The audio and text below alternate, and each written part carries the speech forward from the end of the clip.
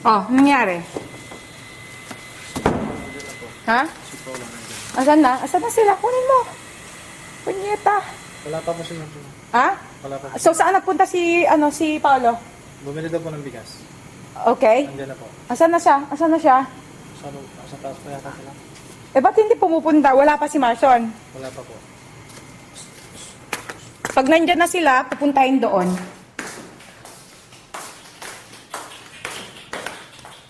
Papuntahin sila doon. Ayan, mga kaibigan, nandito po tayo sa bahay ni Mystica. Kung merong bahay ni Kuya, meron ding bahay ni Mystica. Okay, bahay ni ate. Hindi, bahay ni Lola pala. Bahay ni Lola Mystica. At ang mga nasasakdal, walang iba kundi itong dalawa na to. At itong mga dalawang witness. Si Frank, siya yung production manager. At si Henry, siya yung chief prosecutor and bodyguard driver. And eto naman po si Mr. Paolo Billones. Walang yaka. Kapangalan mo pa naman yung idol kong si Paolo Billones. Yan, si Paolo, siya po yung isang security officer ko rin po at siya ay isang video man. Pero ngayon, naging driver. Kaya siya nasasaktal po, Jetta ka. At eto naman po si Marson. Marson, ano pang apelyido mo?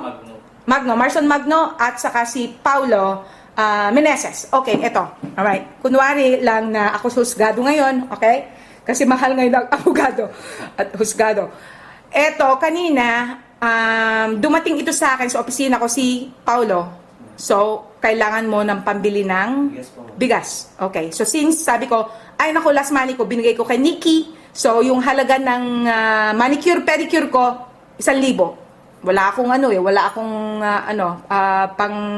kanina, barya. So, binigay ko buo. So, sabi ko, wala na akong pera.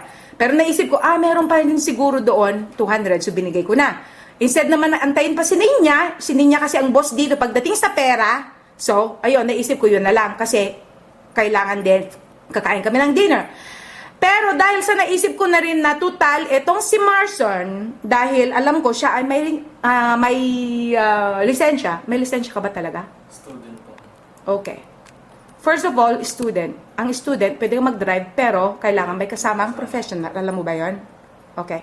So, kung alam mo pala na ang student hindi pwedeng lumabas na walang, na mag-isa. So, bakit hindi ka nagpatulong dito na, inuutusan ako ni ma'am, pwede bang ikaw nila mag-drive?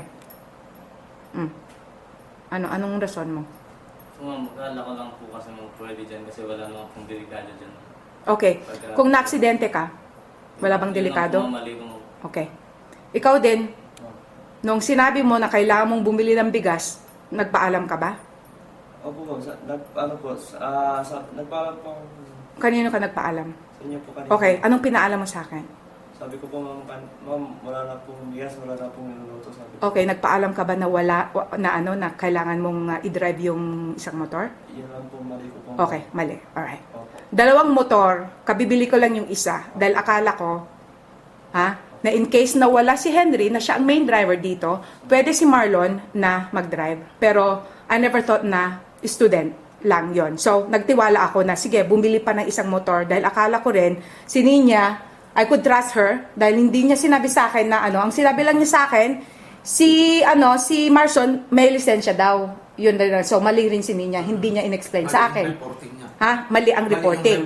Okay. So, ako naman, nagtiwala. So, kaya, pumayag ako na bibili ng isa pang motor. Okay, ngayon, ikaw, porke dalawa ang motor. Bakit hindi ka na lang umangkas sa kanya? Total, pupunta naman siya sa labas para it makes sense. Dahil kaya nga naisip ko kanina na, total, para kailangan ng bigas, so kailangan din, kunin na lang ni Marson yung pagkain na manggagaling kay Marlon. So, bakit hindi ka na lang umangkas sa kanya? Hindi na lang po umangkas sa kanya para makabalik po kagad, ma'am, na makabili ng bigas po kagad, ma'am. Ayan, tumpak. Good answer. Doon kita mapapatawad dahil gutom na rin ako. Kailangan ko ng pagkain right away. Good answer yon, okay? Pero the fact na bigla ka na lang humarurot, andyan naman si Henry, di ba? Okay. Tama yung rason mo dahil kinakailangan para makabalik agad. Tama, at kailangan na para instead na mag-ano pa at punta ka kasama mo itong si Marson dahil malayo ng konti. Okay, good. Oh, oo. Good yung ano mo. Ang mali, alam mo naman nandiyan pala, I think si Henry. Si Henry, nagpaalam ba siya kanina? Hindi. Nasaan kanina? Nandun lang sa taas, ma'am. Itong si Marson ang paalam. Okay, so bakit hindi ka nagpaalam sa kanya samantalang nandyan naman siya? Alam mo na wala kang lisensya. Ano? Ano po ma'am, kaya din ako nagpaalam kasi hindi naman po ang lalabas din naman sabi ko ma'am. Okay, yung sa binilan mo ba ng bigas, walang pulis dyan? Wala po ma'am. Okay, Kasi dyan lang sa subdivision. okay. Pwede pa siguro na i-consider yon. Kasi hindi Pagdating ako sa mga, kalsada. okay, pagdating sa mga pulis, pwedeng i-consider dahil sabihin nyo, ay, hindi mo siya mahuhuli. Pero, paano kung sakali man na ka-aksidente ka, o ikaw mismo na aksidente, hinanapan ka lisensya, ano ang rason mo? Paano ka makakalusot? Yun lang po ma'am. Okay, mali. Ako, mali po. Mali. Marson, hindi ba pwedeng kailan ka ba magkakaroon ng student license? Mga 2 months. Hindi, may student license, kailan ka ba pwedeng Hindi ba magkaroon ng expired? Hindi, ano pa po ma'am, student pa lang po ito. Okay, kailan ka magkakaroon ng hindi student? Ha? Ano ma'am, Kailan mo ba pwedeng kunin yung Ha? Kailan pa yan? Hindi pa expire. Hindi pa expired yan? Anong buwan mag-expire? Hmm? ito ang nakalagay dito ma'am, 9/21/2011. 9/21, 2011. Tapos na. Okay. Tapos So, mag-expire. kahit nga ba kung sakali man hinuli ka tapos wala ka ring lusot kung sakali man dahil first of all, nag-iisa ka. Ang student license, ibig sabihin, kailangan magamit mo lang yon pag nandyan ang professional driver sa iyo, okay? Pero, kahit nga ba andyan pala ang professional driver na kasama mo, hindi ka rin pwede makalusot kasi, Expired. hindi, expired. Dalawang mali mo. Okay? Expired na yung student. Don't drive na expired ang lisensya at don't drive na wala ka rin kasamang Professional. professional driver. Dalawa, mali. So, huwag kang mag-ambisyon na lalabas.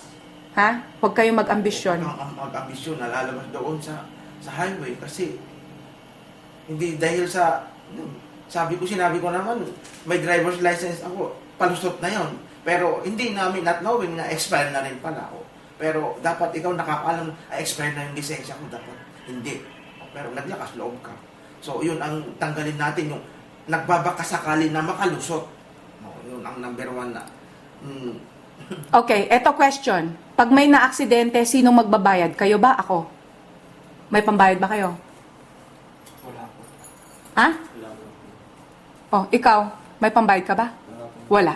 So ngayon, ako ang dali. Ako ang dinali nyo. Ako mismo. So ibig sabihin, you've taken me for granted. Magkano yung sinabi ko kanina, Henry? Na parusa? You can never take me for granted. Ako ang nagbabayad sa inyo. Ako na may karapatan. Bawiin ko yung binayad ko sa inyo because you can never take me for granted. Magkano yung sinabi ko kanina? 1.5 po. Ha? No? Iba yon. Yung 1,000 noon, yung pagbasag niya, nag-provoke sila, okay? Nagbasag ka doon. Ha? 1,000 yun. Ha?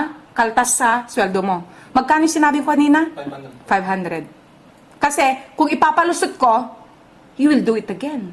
Dahil sasabihin nyo, mabait naman si ma'am eh. Oh, palusot. Pera ko yun. So, ako rin ang karapatang babawi kung magkano yung binigay ko. So, 500, kaltas sa'yo.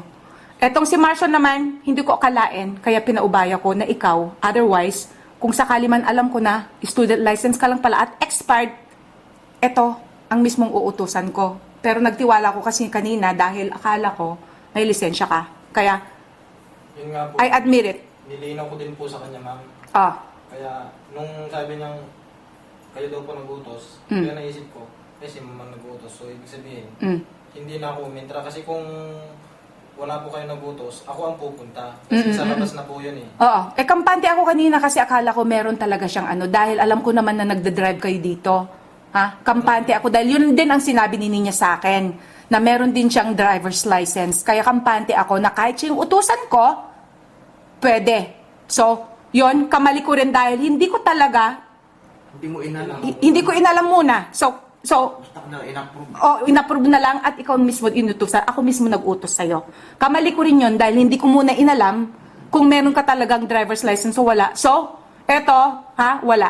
Hindi ka muna kakaltusan. Pero next time, kung sakali man, kukunin mo ulit yan at wala ka pang driver's license, hindi na pwede, ha?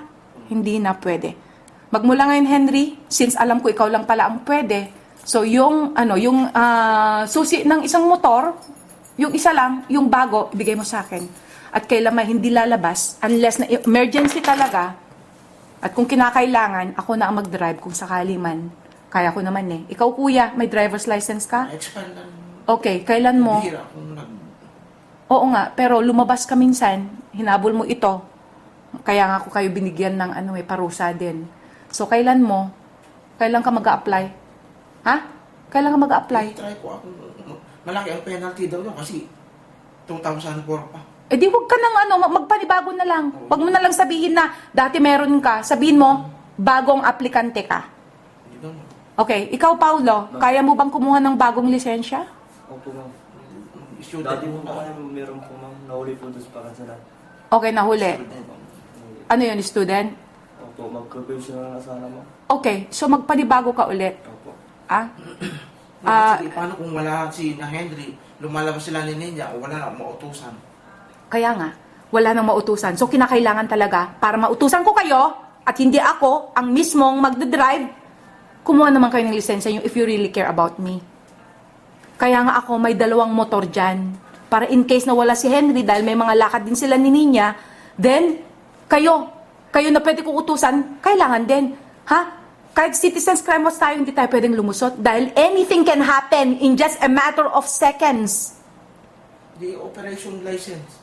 Ha? Schedule na isang araw, lahat po. Kaya nga, bukas, wala tayong lakad. Bukas! Do it right away! Dahil bukas, anything can happen. Ha? Kinakailangan ko na magdadrive kung sakali man si Henry ay mayroon pupuntahan kasama si Ninya. So, kinakailangan right away. Ha? Kuya, wala naman kayong ginagawa dito. Kaya sabi mo, student na. No, it's okay. Di ba nag-start naman nun eh? Hindi ka naman pwedeng mag-start agad ng professional. Hindi pwede. Kailangan dumaan ka muna sa student para kahit papano naman ay mag-antay ka ng panahon hanggang sa magkaroon ng professional. Ganun ang gawin. Tama. O, di ba? Opo. Ikaw, kung sakali man, Henry ha, ngayong alam mo na, okay, wala na ha, wala nang palusot, ikaw na lang lagi ang magdadrive. Alright? Hanggat nandyan ka, ikaw na lang, okay? Paulo? Yes, ma'am. O ano? Anong sasabihin mo? Message? Ma'am, hindi ko na po ulitin na... Hmm? Nagawa ko lang po kanina, ma'am, na kasi kailangan talaga po yung... ma'am, nagpaalam naman ako sa inyo na bibili po ng gas. O ano pa? Kaya ngayon, hindi ko na po ulitin, ma'am. Hindi ko Oo. na po gamitin po yun. O, paano na ngayon? Nakaltasan ka ulit ng another 500. Okay lang po yun, ma'am. Kasalanan ko naman, ma'am. Ha? Kasalanan ko po, ma'am. Okay lang po. Mm. Hindi ko na po ulitin. Pero mahalaga ba sa'yo yung 500? Ma'am. Sana. Ha? Ha? Opo, ma'am. Siyempre naman, ma'am. Okay, pero yung 1,000, kasalanan mo yun talaga. Walang walang lusot yun. 500 lang noon. O sige, 500. O, kuya, ikaw din. O, anong masasabi mo din doon? Nakaltasan ka din. We have to be fair. Hindi na rin mauulit. Hindi na maulit yon, hindi na kayo magpo-provoke. Wala na. O wala na, para hindi magbasag. Ha? Wala na ha? Kasi, para sa akin, kailangan you have to respect my property, my place. Hanggat nandito kayo, kailangan respetuhin nyo rin ako. Ha? Kaya kailangan, bigyan ko rin kayo ng parusa. Pero since sabi mo, kailangan mo yung 500. Bukas, punyeta ka, linisin mong kwarto ko. Lahat ng mga ihi ng aso sa kasulok-sulukan ng daigdig dito sa bahay ko, ng mansion ko, linisan mo. Opo. Ha? Marson, huwag mong tutulugan, ha? Huwag mo siyang tulungan bukas, siya lang. Ha? Siyempre, yung mahugasan naman sa akin. Okay lang yun, pero yung pagwalis sa mga ihi at sa mga tae ng aso, lahat ng mga tae ng aso bukas, ikaw magwalis. Yes, ma'am. Labas at inside the house. 500 yun, sayang din, punyeta ka. Ha? Opo. Okay. Case dismissed. Tuk-tuk. Mga kaibigan, tapos na po ang mga kasalanan ng mga ito. Hindi pa tapos ang kasalanan dahil bukas, na pagbabayaran po nitong sinasakdal, wala pong iba kundi si Paulo Meneses alias, anong alias mo, iho? Alias po. Walang ya!